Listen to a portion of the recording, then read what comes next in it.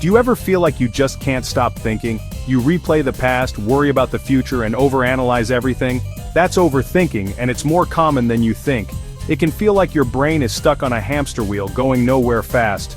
But I'm here to tell you, you don't have to live like that. You can learn to control it. You can step off that hamster wheel and actually start living. In this video, I'm going to give you 5 simple, actionable tips to break free from the trap of overthinking and regain control of your peace of mind. Because here's the thing. You deserve to feel calm, you deserve to feel in control, and you are strong enough to silence those racing thoughts. Are you ready? Let's do this. Let's get real for a second. Overthinking is when your mind keeps spinning in circles. You replay conversations, imagine worst-case scenarios, and constantly doubt your choices. You know that voice in your head? The one that says you're not good enough, smart enough, or that you're going to mess everything up. That's the voice of overthinking. And guess what? It's lying to you. It's exhausting, it's draining, and honestly, it's getting you absolutely nowhere. It keeps you stuck in a loop of negativity and worry. It holds us back from going after what we want, from taking risks, from truly living.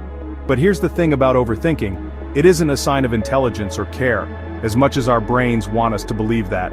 It's a mental habit, and like any habit, it can be broken. Think about it like this. It starts small, one thought, one worry, but then it snowballs. The more you think, the more stuck you feel. You start to avoid situations that trigger the overthinking, which just makes it worse. That's why learning to manage it is so important. You've got to take back control, and you can. I'm going to show you how. The first and most powerful way to stop overthinking is this: take action. Seriously, it's that simple. Overthinking often happens when we're idle. Our brain needs something to focus on, so give it a task, any task. Go for a walk, clean your space, do a puzzle. Start writing your thoughts in a journal, pick up a paintbrush, do a workout, call a friend. Even a small action can interrupt the cycle of overthinking and get you unstuck. Think of action as a reset button for your brain. It's like hitting Control plus Alt plus Delete on your computer when it freezes. It stops the loop, clears the cache, and allows you to start fresh. And it doesn't have to be big either. Don't overthink the action itself. Just do something that moves you forward, even if it's just one tiny step. You'll be amazed at how much lighter you feel when you shift from thinking to doing. Okay, this next tip might sound a little crazy, but trust me on this one. Here's a surprisingly effective strategy. Schedule your overthinking. I'm serious. Pick a specific time each day to worry. I'm talking 10 minutes tops. That's it. Write it down in your calendar. 5 p.m. worry time. During that time, let those thoughts run wild. Overanalyze, fear the worst, whatever your brain wants to do. Let it go to town. But, and this is the important part, when the timer ends, you stop. No more overthinking for the rest of the day. Close the book on it, literally and figuratively. This might seem counterintuitive, but it actually works. Why? Because it trains your brain to put boundaries on your thinking. It gives you control, not the other way around. You're the boss of your thoughts, remember?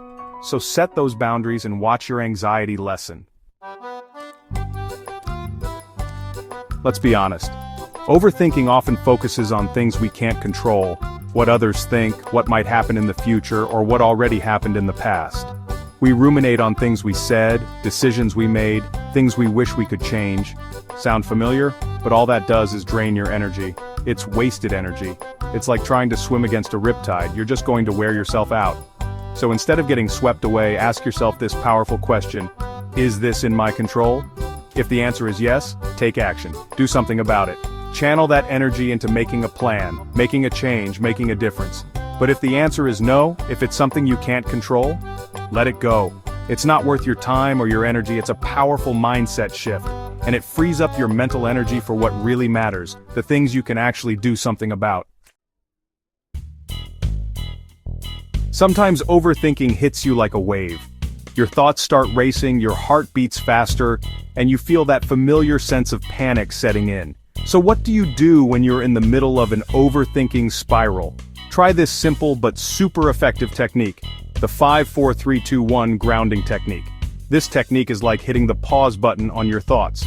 It brings you back to the present moment, to reality, to where you are right here, right now. Here's how it works. Name 5 things you can see around you. Look around the room, really look, and name them out loud. Next, name 4 things you can touch. Feel the texture of your clothes, the chair you're sitting on, the ground beneath your feet. Now, 3 things you can hear: the hum of the refrigerator, the traffic outside, your own breath. 2 things you can smell. Take a deep breath and notice the scents around you. And finally, 1 thing you can taste. This technique is incredibly powerful. It shifts your focus from your mind to your senses, from fear to now. And that shift, my friend, can make all the difference. Let's be real, not every thought we have is true. In fact, most overthinking is based on assumptions, not facts.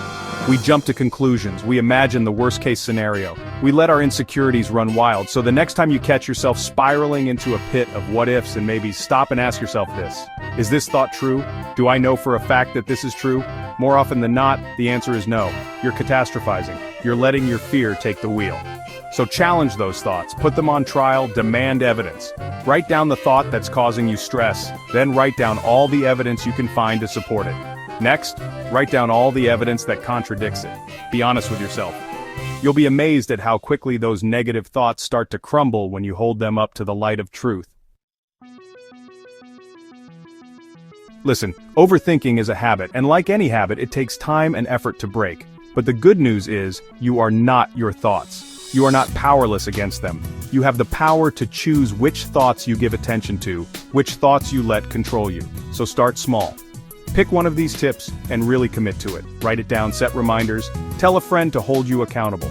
The more you practice, the easier it will become to silence that inner critic and step into a place of peace and confidence. You deserve to feel calm, you deserve to feel in control, and I believe you can do this. Now go out there and show your overthinking who's boss.